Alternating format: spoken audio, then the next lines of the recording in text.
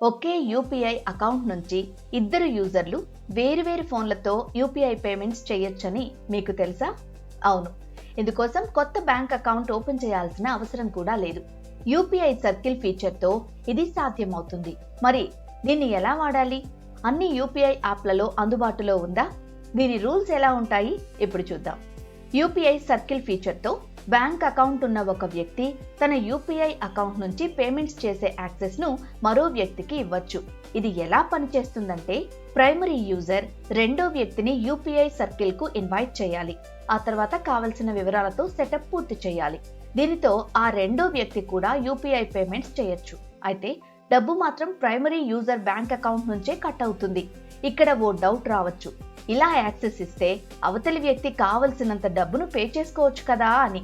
అయితే దీనికి ఓ సొల్యూషన్ ఉంది. సెకండరీ యూజర్ ఎంత మొత్తం వరకు పేమెంట్స్ చేయొచ్చు అనేది ప్రైమరీ యూజర్ నిర్ణయించవచ్చు.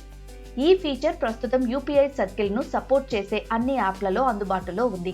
దీన్ని వాడేందుకు ముందుగా మీరు వాడే యాప్లో యూపీఐ సర్కిల్ కోసం సెర్చ్ చేయండి. అందులో ఇన్వైట్ డిపెండెంట్ లేదా ఇన్వైట్ సెకండరీ యూజర్ ఆప్షన్ పై క్లిక్ చేసి సెకండరీ యూజర్ వివరాలను ఎంటర్ చేయండి. వెరిఫికేషన్ ప్రాసెస్ పూర్తి చేసిన తరువాత పేమెంట్ లిమిట్ ను సెట్ చేయండి. సెకండరీ యూజర్ ఒక్కో ట్రాన్సాక్షన్ లో గరిష్టంగా 5,000 రూపాయల వరకు పేమెంట్ చేయగలడు. నెలకు మొత్తం 15,000 రూపాయల వరకు ట్రాన్సాక్షన్స్ చేయొచ్చు. ఈ లిమిట్ సెట్ చేస్తే మీ యూపీఐ సర్కిల్ సెటప్ పూర్తయిపోతుంది. ఈ ఫీచర్ కుటుంబ సభ్యులకు బాగా ఉపయోగపడుతుంది. ముఖ్యంగా పిల్లలు, ఓల్డేజ్ వ్యక్తులు లేదా బ్యాంక్ అకౌంట్ లేని వారికి ఇది మంచి ఆప్షన్ అని చెప్పొచ్చు. అలాగే కుటుంబ ఖర్చులను డిజిటల్ గా నిర్వహించాలనుకునే వారికి కూడా ఇది ఉపయోగపడుతుంది.